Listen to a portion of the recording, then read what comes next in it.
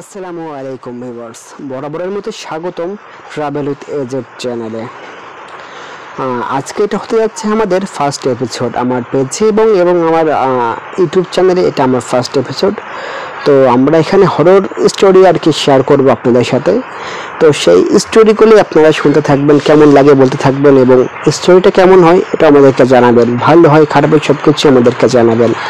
আর যদি আমাদেরকে ফলো করতে চান ফেসবুকে ট্রাভেল উইথ এজেন্ট সার্চ করবেন, ফেসবুক পেজটি পেয়ে যাবেন। এবং ইউটিউবে যদি ফলো করতে চান ট্রাভেল উইথ এজেন্ট চ্যানেলটি সার্চ করবেন, অবশ্যই আমাদেরকে পেয়ে যাবেন। তো আজকের স্টোরি ছিল কোনো একটা অ্যাম্বুলেন্স নিয়ে। অ্যাম্বুলেন্স স্টোরিটা শুনেছিলাম আমি অনেক আগে, তো সেই স্টোরিটা আপনাদের সাথে শেয়ার করব। তো কথা না বাড়িয়ে চলুন আমরা স্টোরিটা শেয়ার করি।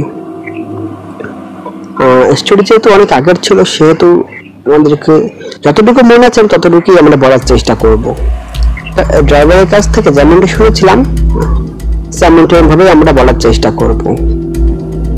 অ্যাম্বুলেন্স ড্রাইভার বলছে, বরাবরের মতোই আমাকে আবারও লাশ নিয়ে যাওয়ার জন্য ডাক দেওয়া হলো। যেহেতু অ্যাম্বুলেন্স চালাই আমার কাজ হলো লাশ আনা নেওয়া করা, তাই জন্য আমি খুব একটা অবাক হইনি। চলো বরাবরের মতোই লাশটিকে অ্যাম্বুলেন্সে তোলা হলো আর আমাকে সবকিছু বুঝিয়ে দেওয়া হলো। লোকেশনটি ছিল রসুলপুর, কোনো একটি গ্রামের ভিতরে। তবে হ্যাঁ, লাশের সাথে কোনো আত্মীয় স্বজন বা কোনো যাত্রী যাবেন না, লাশটিকে আমাকে একাই নিয়ে যেতে হবে। তো যেহেতু আমি লাশ আনা নেওয়া করি আমার কাছে কিছু মনে হলো না। সেদিন আমার হেল্পারটাও আমার সাথে ছিল না, তো আমি লাশ আনা নেওয়া করি, আমার ওইভাবে কোনো রকম ভয় করেনি। আমি নিজের মতো লাশটিকে নিয়ে যেতে লাগলাম। যেহেতু অনেক রাত হয়ে গেছিল, রাতের বেলা আমার কিছু খাওয়া হয়নি। আমি অ্যাম্বুলেন্সটিকে একটু সাইডে দাঁড় করিয়ে একটা হোটেলে গেলাম কিছু খাওয়ার জন্য। তো স্বভাবতই আমি যেরকম রুটি খাই সেরকমটা আমি রুটি খেলাম। খাওয়ার পর আমি আবার অ্যাম্বুলেন্স এলাম এবং গাড়ি স্টার্ট দিয়ে অ্যাম্বুলেন্সটিকে চালানো শুরু করলাম। তো আস্তে আস্তে আমি যেতে লাগলাম, স্পিড একটু বাড়ালাম। হঠাৎ করে কেন যদি মনে হলো অ্যাম্বুলেন্সের পেছন সাইড থেকে একটু সাউন্ড আসছে। প্রথমে আমি কোনো গুরুত্ব দেইনি, আমি আমার মতো গাড়ি চালাচ্ছিলাম। যেহেতু একা ছিলাম মনটা একটু কেমন হতে লাগলো। আর যেহেতু লাশ আনা নেওয়া করি তাই আমি অ্যাম্বুলেন্সের ডিভিডি প্লেয়ারে একটি কোরআন তেলাওয়াত ছেড়ে দিলাম। শুনতে শুনতে আমি অ্যাম্বুলেন্সকে এগিয়ে চলতে লাগলাম। সবকিছু ঠিকঠাকই ছিল, কোনো সমস্যা ছিল না। হঠাৎ অ্যাম্বুলেন্স চালাতে চালাতে মনে হলো যেন সামনে কেউ চলে এসছে। আমার মনে হলো আমি যেন তার গাড়ির উপর দিয়ে গাড়িটি চালিয়ে দিলাম। কিছুক্ষণ পরে যেন জোরে একটা ব্রেক কষলাম। কষার পরে আমি তাড়াহুড়া করে বাইরে গেলাম। গাড়ি থেকে নেমে যে দেখলাম পেছনে কিচ্ছু নাই, একটি রক্তের ছিটা ফোটাও নাই। আমি এবার ভাবলাম যে গাড়ির সাথে আটকে যাবে চাকার সাথে। তাড়াতাড়ি করে গাড়ির চাকাতে গেলাম। চাকার দিকে তাকিয়ে দেখি না, কিচ্ছু নেই, একটি রক্তের ছিটা ফোটাও নাই। একটু ভয় পেলাম যে আমি সামনে তো স্পষ্ট কাউকে দেখলাম, এখন নাই কেন। নিজের কাছে নিজের প্রশ্ন ছুটে এলো। এরপর কোনো কিছু না পেয়ে আমি একটু ভয় পেলাম। আর যেহেতু ভয় পেয়েছি আমি একটু আয়াতুল কুরসি পড়া শুরু করলাম। আয়াতুল কুরসি পড়তে পড়তে আমি আবার গাড়ির ভিতরে গেলাম। আমি আবারও গাড়ি ছুটিয়ে চলেছি। গাড়ি নিজের মতো ছুটছে, কিন্তু মনের ভিতরে ভয়টা ঠিকই কাজ করছে। মনের ভয় নিয়ে আমি গাড়ি ছুটিয়ে চলেছি রসুলপুরের উদ্দেশ্যে। এভাবে যেতে যেতে কিছুক্ষণ পর মনে হলো গাড়ির পেছনে যেখানে লাশটিকে রাখা আছে ওখানে যেন প্রচন্ড রকম মারামারি হচ্ছে।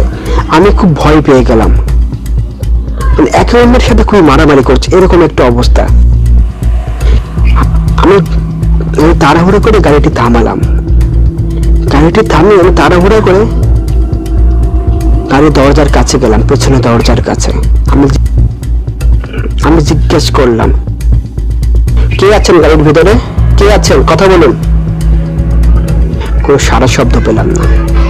আমি আবার জিজ্ঞাসা করলাম যে গাড়ির ভিতরে কে আছেন, কথা বলছেন না কেন, আপনি শব্দ কেন করছেন, কখন উঠেছেন আপনি গাড়িতে? কোনো সারা শব্দ পেলাম না। আমি আবারও ভয় পেলাম। ভয় পেতে পেতে আমি আয়াতুল কুরসি পড়া শুরু করলাম। করতে করতে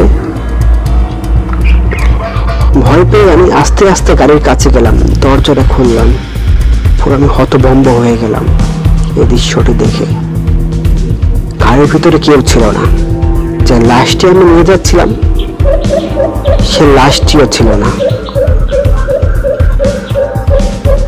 পুরো হতবাক হয়ে গেলাম যে লাশটি গেল কোথায়। লাশটিকে তো নিয়ে আমি রওনা হলাম, আর এত মারামারি বা শব্দই বা কোথা থেকে এলো?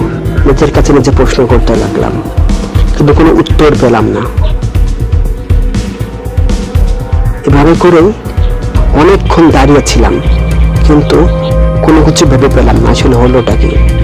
তারপর আমি গাড়ির কাছে যেয়ে গাড়ির সামনে থেকে আমার মোবাইলটা নিয়ে ডাক্তারবাবুর কাছে কল করলাম। ডাক্তারবাবু বললো আমরা নিজেরা সবাই মিলে লাশটিকে গাড়িতে উঠাই দিলাম। লাশটি যাবে কোথায় ভালো করে খুঁজে দেখো, গাড়ির ভিতরেই আছে, ঝাঁকিতে পড়ে গেছে কিনা দেখো।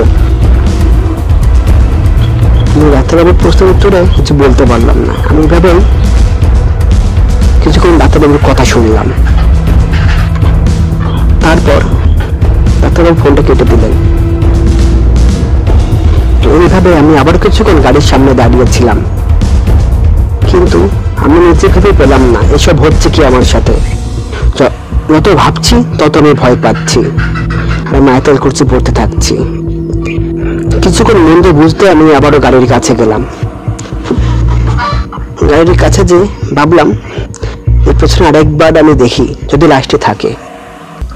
যেই ভাবা সেই, আমি যে দরজাটা খুলে দেখলাম আসলে লাশটি আছে। তাহলে কিছুক্ষণ আমি যখন দরজাটি খুললাম তাহলে লাশ কোথায় গেছিল নাকি আমি দেখতে পাইনি? কিন্তু এত বড় ভুল তো আমার হওয়ার কথা না। লাশটি কোথায় গেছিল? এইভাবে ভাবতে ভাবতে অনেক কিছু ভাবতে ভাবতে অনেকটা সময় কেটে গেল। আমি দরজাটি লাগিয়ে আবারও সামনে বসে গাড়ি স্টার্ট করলাম। রসুলপুরের উদ্দেশ্যে আবারও ছুটে চললাম। এইসব অনেক কিছু ভাবতে ভাবতে আমি রসুলপুরে পৌঁছে গেলাম। তাদের আত্মীয়র কাছে লাশটিকে পৌঁছে দিলাম, কিন্তু আমার মনে আজও প্রশ্ন জাগে হয়েছিলটা কি, লাশটি বা কোথায় গিয়েছিল। কিছু ভাবতে ভাবতে আবারও শহরের দিকে ফিরে আসলাম। এই ছিল আমাদের গল্পটি। আপনাদের কেমন লেগেছে আমাদেরকে জানাবেন। যদি ভালো লেগে থাকে অবশ্যই চ্যানেলটি সাবস্ক্রাইব করবেন এবং ফেসবুক পেজটিকে ফলো করে দিবেন। আবারও দেখা হবে নতুন কোনো একটি এপিসোডে। সবাই ভালো থাকবেন, সুস্থ থাকবেন। আসসালামু আলাইকুম।